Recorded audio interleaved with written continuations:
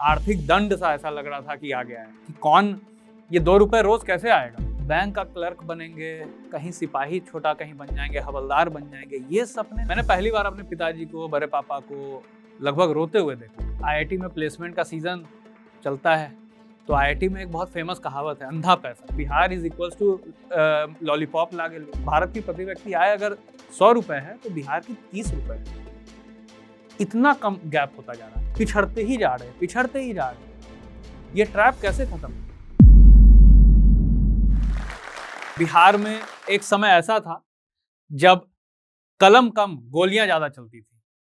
एक समय था जब मैं अपने परिवार के साथ अपने गांव के बहुत प्रसिद्ध मंदिर महारानी स्थान वहां जा रहा था परिवार के साथ दर्शन करने। अचानक बीच में गोलीबारी होने लगी। गोलीबारी होने के कारण हम सबको छुपना पड़ा। उस समय बचपन था, मैं शायद 3-4 साल का होऊंगा। उस समय तो मुझे लगा कि ये काफी मजेदार चीज है कि गोली चल रही है, हम सब छुपे हुए हैं, कुछ बॉलीवुड का या हॉलीवुड की मूवी चल रही है। लेकिन आज जब उसको पीछे मुड़ के देखता हूं तो ऐसा लगता है कि कितना भयावह था वो, कि आपको गोली चलते हुए सरेआम दिख रहा है, 2 गुट आपस में लड़ रहे हैं। नमस्कार, मैं आदर्श पंडित हूं। मैंने आईआईटी दिल्ली से पढ़ाई की है। मेरी कहानी रेट्रो से मेट्रो तक की कहानी है। आपको मात्र 3 कहानी सुनाऊंगा और ये तीनों कहानी कोई मेरी कहानी नहीं है। आप इसको कोई एक बच्चे की कहानी ना समझें। ये कहानी बिहार के हर दूसरे मिडिल क्लास, हर दूसरे बच्चे की कहानी है। माताजी पिताजी को ऐसा लगा कि बच्चे को पढ़ाना तो है, और ये आम तौर पर वहां हर एक परिवार की मेंटालिटी है बिहार की। हमारे गांव में गोलियां चल रही थी, लेकिन उस क्रिमिनल का बेटा बेटी भी बाहर पढ़ने के लिए जा रहा था, क्योंकि उसको भी ऐसा लग रहा था कि पढ़ाई बहुत आवश्यक है। तो माताजी पिताजी ने पटना भेज दिया। ये मेरा मिनी पलायन था कि मैं अपने गांव से शहर की ओर आ गया। बड़े पापा और बड़ी मम्मी के साथ रहना शुरू कर दिया बचपन से ही। स्कूली ही दौड़ में धीरे धीरे जब पढ़ते पढ़ते बड़ा हुआ तो समझ में आया कि मैं किस परिवार से आता हूँ, क्या स्थिति है और पूरे समाज की क्या स्थिति है। तो एक स्थिति ये है कि जब भी स्कूल में एडमिशन वाले, फीस वाले डिपार्टमेंट वाले आते थे, आदर्श कौन है, खड़े हो जाओ, तुम्हारा अभी फीस नहीं पेड, एडमिशन कैंसिल हो जाएगा। ये आमतौर ये ऐसी बात हुआ करती थी। ऑटो का भाड़ा अगर पर डे का 1 रुपया 2 रुपया बढ़ गया, उस पर घर में ऐसा लगता था जैसे कि पता नहीं कितना बड़ा हमारे ऊपर आर्थिक दंड सा ऐसा लग रहा था कि आ गया है। पढ़ाई में अच्छे थे तो मैथ और साइंस में अच्छे थे तो स्वाभाविक था, हर एक लोग कहते थे कि आईआईटी की तैयारी कर लो, आईआईटी की तैयारी कर लो।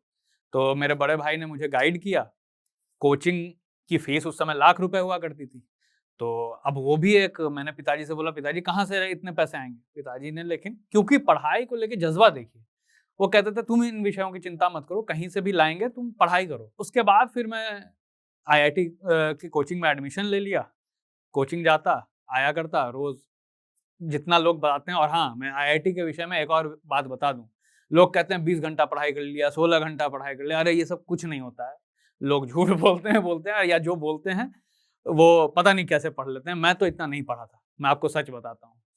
5 से 6 घंटे, लेकिन रेगुलर पढ़ाई। रेगुलैरिटी किसी भी विषय में, रेगुलैरिटी जो है, आपकी कंसिस्टेंसी जो है वो मैटर करती है। कोई अचानक आप 5 दिन में 15 घंटे पढ़ लो, अचानक एक दिन, उससे कोई मतलब नहीं है। आप रोज 5 घंटे पढ़ो, कोई ऐसा नहीं है कि आप नहीं निकाल सकते या नहीं कर सकते, रेगुलर रहो। तो रेगुलर पढ़ाई की, रैंक आया 2382, ऑल इंडिया रैंक आया था 2382। आज भी याद है घर में सबके रिएक्शंस। मेरे बड़े पापा का मुझे अभी तक शब्द याद है, उन्होंने कहा था ऐसा लग रहा है कि मरुभूमि में कोई फूल खिला है। तो कोई आशा नहीं थी, और ऐसा उनका मतलब कहने का तात्पर्य था।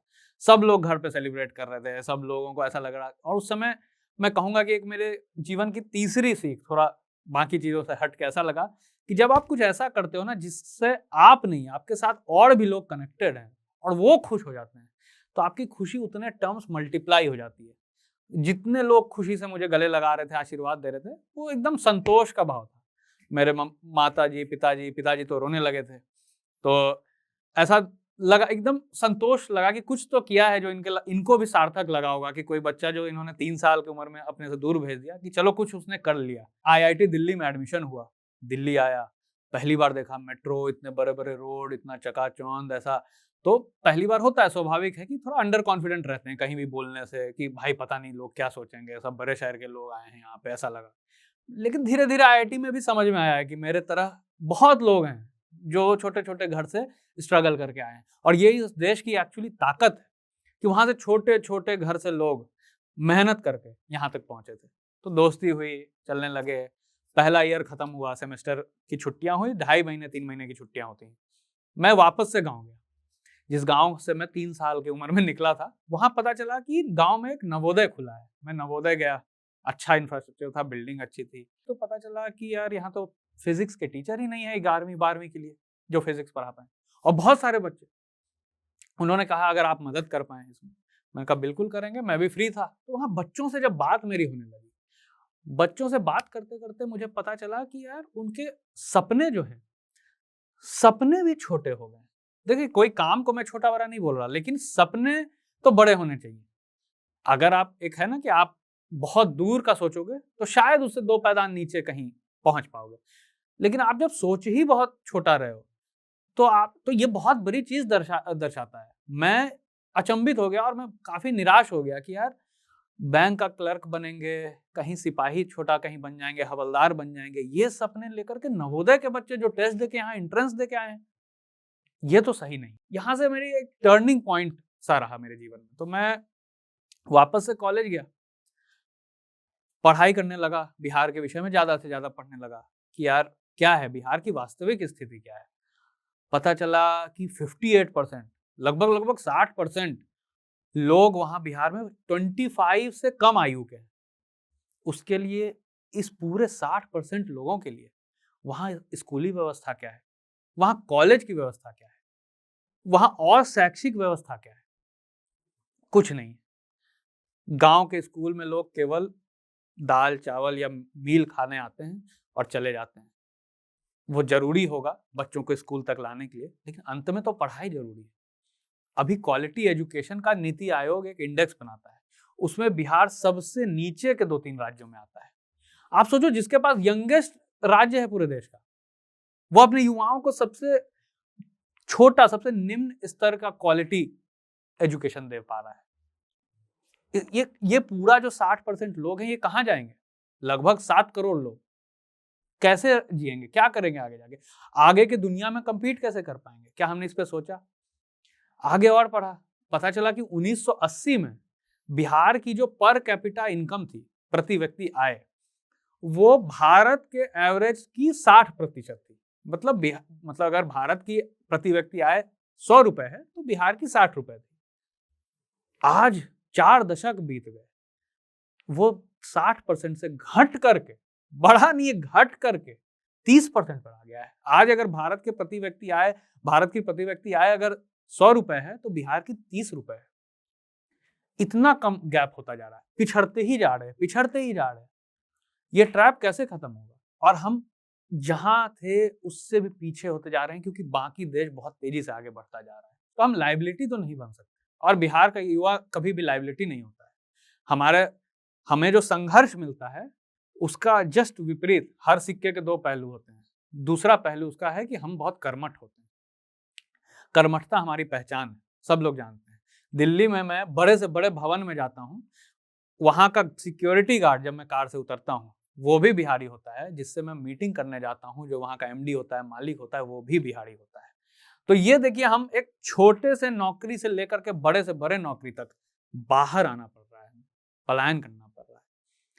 तो ये सब जब मैं पढ़ने लगा, ये सारे डेटा और भी ऐसे अनेकों डेटा हैं, जब मैं पढ़ने लगा, तो मुझे ऐसा लगा यार कि होता है ना कि जिस चीज़ को मैं छोड़ के 3 साल की उम्र में एक तरह से बोल सकते हैं भागा था, वो वापस से मेरे सामने आके खड़ी हो गई है, कि यार अभी भी ये स्थिति है, कुछ तो करना होगा। तभी मैंने धीरे-धीरे ऐसा ओवर आप बोल सकते हैं 3-4 साल जो आईआईटी की जर्नी थी, फैसला लिया कि मैं नौकरी जॉब में नहीं बैठूँगा, प्लेसमेंट में। आईआईटी में प्लेसमेंट समझ ही रहे हैं, एक मिडिल क्लास लड़का जो आया है, उसके लिए प्लेसमेंट बहुत बड़ी चीज़ होती है, घर परिवार के लिए भी होती है और होनी भी चाहिए। लेकिन मुझे लगा यार मैं यहाँ से प्लेसमेंट नहीं लूँगा, मैं कॉर्पोरेट में नहीं जाऊँगा। तो मुझे एक बेसिक बात समझ में आई जो मैं आपसे शेयर करना चाहूँगा, कि ये मेरे जीवन की सबसे बड़ी सीख है, कि मुझे ऐसा लगता है कि हम सब ना हीरो के इंतज़ार में होते हैं, कि कोई हीरो आएगा, जो सब कुछ त्याग कर आएगा और अचानक आएगा और हम उसको सब कुछ सौंप देंगे, उसको सत्ता दे देंगे, उसको मुख्यमंत्री बना देंगे, उसको सब कुछ दे देंगे, वो बदल देगा। बिहार के केस में या कहीं के भी केस में ऐसा कुछ नहीं होने वाला है। ज्यादा से ज्यादातर आबादी युवाओं की है, मिडिल क्लास लोगों की है। हम मिडिल क्लास लोगों को ही आपस में मिल करके कुछ सुधार करना होगा। हम ये ना सोचे कि अरे बिहार में इन्वेस्टमेंट नहीं आ रहा है, बाकी जगह तो इतना लाखों करोड़ इन्वेस्टमेंट आ रहा है। बिहार में पहले शिक्षा तो सही हो, बिहार में पहले एक परीक्षा तो सही से हो, पेपर लीक हो जाता है। बेसिक बेसिक चीजें तो पहले सही हो। आर्थिक स्थिति इतनी खराब क्यों है, प्राइमरी एजुकेशन इतनी खराब क्यों है, क्यों प्यूपिल टीचर रेशियो, कितने लोग बच्चे हैं उसमें कितने टीचर हैं, उसमें बिहार सबसे नीचे आता है। क्वालिटी ऑफ टीचर तो भूल ही जाइए, मैं क्वालिटी पे नहीं जा रहा, केवल क्वांटिटी की बात कर रहा हूँ, कितने बच्चों पे कितने शिक्षक, उसमें सबसे नीचे। तो अभी हमें और भी, तो हमें बेसिक्स को सही करना है और कोई हीरो नहीं आएगा। आपके मेरे जैसे जो बाहर रह रहे हैं ऐसे हजारों लाखों लोग, मिडिल क्लास लोग, उनसे ही बदलाव आएगा। जो बिहार में भी रह रहे हैं हमारी तरह, आपके तरह चिंतनशील लोग, उनसे बदलाव आएगा। बिहार में एक मैंने बेसिक जो समस्या समझी कि वहां सिविल सोसाइटी का एंगेजमेंट नहीं है।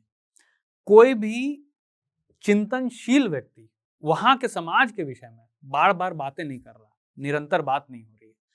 निरंतर बात नहीं होती है तो जो समाज में जो लोग हैं, प्रभुत्व लोग, जो बात कर सकते हैं, जो पढ़ सकते हैं, जिनको ईश्वर ने, सरस्वती माँ ने ये वरदान दिया है, वो कर सकते हैं, वो अगर विषय को अच्छे से रखते नहीं है, विषयों के बारे में सही तथ्य रखकर सामने नहीं रखते हैं, तो समाज की भी जागृति नहीं होती है। और जब तक समाज की जागृति नहीं होगी तो ना नेता काम करेगा ना अफसर काम करेंगे। क्योंकि अगर आप नेता से और अफसरों से 100 चीजें बोलोगे, वो 50 करेंगे। आप बोल ही 15-20 चीज रहे हो बहुत छोटी छोटी, तो वो तो 2 कर रहा है उसमें। इसलिए बिहार पिछड़ रहा है। जैसे मैंने कहा ना, जब मैं नवोदय में बच्चों से बात किया, हमारे सपने छोटे होते जा रहे हैं। हमारे क्यों नहीं बिहार में वर्ल्ड क्लास एजुकेशन हो सकता, क्यों नहीं बिहार में आईटी इंफ्रास्ट्रक्चर हो सकता, क्यों नहीं बिहार में इन्वेस्टमेंट हो सकता, क्यों नहीं बिहार में स्पोर्ट्स में, बिहार में अभी रणजी ट्रॉफी का मैच था, रणजी ट्रॉफी के मैच में लोग गालियां दे रहे हैं प्लेयर्स को, रणजी ट्रॉफी के मैच में पूरा स्टेडियम गिर रहा है, झर रहा है, सीमेंट गिर रहा है। भोजपुरी गानों में फुहड़ता लगाकर हर जगह चलाए जा रहे हैं, जैसे Bihar is equals to lollipop लागे लो। समझना होगा कि बिहार वो नहीं है। बिहार हमारे आपके जैसे हजारों लाखों लोग जो दिन रात अपने सपने की बोरी उठा करके बड़े शहर में आए हैं, उस सपने को पूरा करने के लिए आए हैं, वो है बिहार। तो इसीलिए मेरा ये मानना है कि हम सबको छोटा छोटा इनपुट देना होगा। तो सबसे पहले इसका काम है कि हमें बातें सही सही करनी होंगी, सही तथ्यों के विषय में बात करनी होगी, ताकि वहां की समाज की जागरूकता बढ़े और धीरे धीरे उसके बाद एक ये जन आंदोलन जैसा बने, लोग एजुकेट हों, लोग इस फैक्ट्स को, इन सारे डेटास को, इन सारे तथ्यों को समझें, देखें। अपने आप वहाँ का तंत्र, वहाँ के राजतंत्र, वहाँ के अफसर क्लास, वो सबको जब ये पता चलेगा कि एक्चुअली लोग इन विषयों में बात करने लग गए हैं, तो वो भी स्वयं इस पर कुछ न कुछ विचार करके आगे बढ़ेंगे। हम ये नहीं सोच सकते कि हम बात ना करें और वो खुद ऐसा कर दें, ऐसा नहीं होगा। हमें सही तथ्यों के साथ सही बात करनी होगी।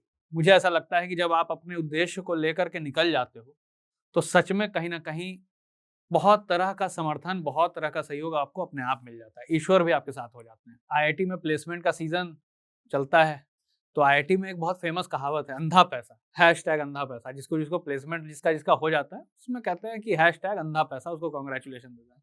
और मुझे पता नहीं इस टर्म से धीरे-धीरे एलर्जी सी होने लगी थी कि यार ठीक है, पैसा तो ज़रूर कमाना चाहिए, बहुत इम्पोर्टेंट भी है, मैंने जैसा बोला भी पहले। लेकिन केवल पैसा ही उद्देश्य हो, ये तो सही नहीं लगा मुझे। और बिहार की चिंताएँ चलते रहती थी दिमाग में।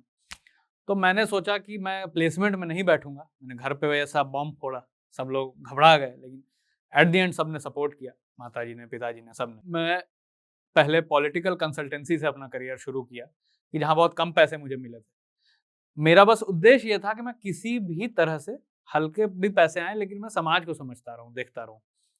वहाँ से शुरू किया, फिर धीरे-धीरे मैं प्राइवेट कंसल्टेंसी करने लगा। तो पैसे की चिंता धीरे-धीरे उससे मुक्ति मिली और काम करते रहा और साथ में समाज को जानते रहा। तो घर वाले भी शुरू में तो थोड़ा घबराए हुए थे कि पता नहीं क्या करेगा, नौकरी नहीं लिया है, लेकिन अब वो भी इस चिंता से कम मुक्त है। साथ ही साथ मैंने ये भी रियलाइज किया कि सोशल मीडिया एक ऐसा प्लेटफॉर्म है कि जहां पहले 20 साल तक लोगों को लग जाता था अपनी बात पहुंचाने तक, वो अब कम होकर के उसी बात को आप विद इन 1 साल 2 साल में अगर आप अच्छा काम करते हैं तो पहुंचा सकते हैं। तो मैंने भी सोशल मीडिया का उस तरह से फिर यूजेज अभी रिसेंटली करना शुरू किया, ताकि ज़्यादा से ज़्यादा लोग इस बात को सुने, इस बात को समझें, इस बात पे चर्चा करें। कम से कम कभी मेट्रो में जाते वक़्त, कभी बस में जाते वक़्त, कभी पटना में ट्रेन में जाते वक़्त, कभी ऑटो में जाते वक़्त अगर सुन लिया, कोई एक मिनट का हो सकता है रील सुन लिया, कभी शॉर्ट सुन लिया या पूरा वीडियो देख लिया, तो शायद उनके भी दिमाग में कुछ ऐसा लगे कि यार कुछ बदलाव कहीं न कहीं से तो शुरू करना होगा, ताकि जो लोग सत्ता में बैठे हैं, अफ़सर हैं, उनको लगे कि समाज में उनको भी पता लगे कि समाज के लोग अब इन विषयों पे बात करने लग गए हैं। तो अंत में मैं इतना ही कहना चाहता हूँ, जिन पंक्तियों से मैं ये इस पूरे टॉक को कंक्लूड करना चाहता हूँ, कोशिश कर, हल निकलेगा। कोशिश कर, हल निकलेगा। आज नहीं तो कल निकलेगा। इसने ढेर सारा इंस्पायरिंग स्टोरी एक से एक बढ़ के बिहारी के एकरा पर देखेला मिलतो। एकरा नाम है जोश टॉक्स बिहार। तो जोश टॉक बिहार के भाई बढ़िया से सब्सक्राइब कर ले हूँ, घंटा उंटा दबा दे हूँ कि नोटिफिकेशन आते रहे। अरे जब मन होले उदास तक खोल लेल की जोश टॉक बिहार, तो ओकरा बाद देखल के मन के तरोताजा कैल के एकदम मोटिवेशन लेल के काम शुरू कैल के सफलता कैसे नहीं मिलती, एकदम मिलती, झंडा गाड़ दो।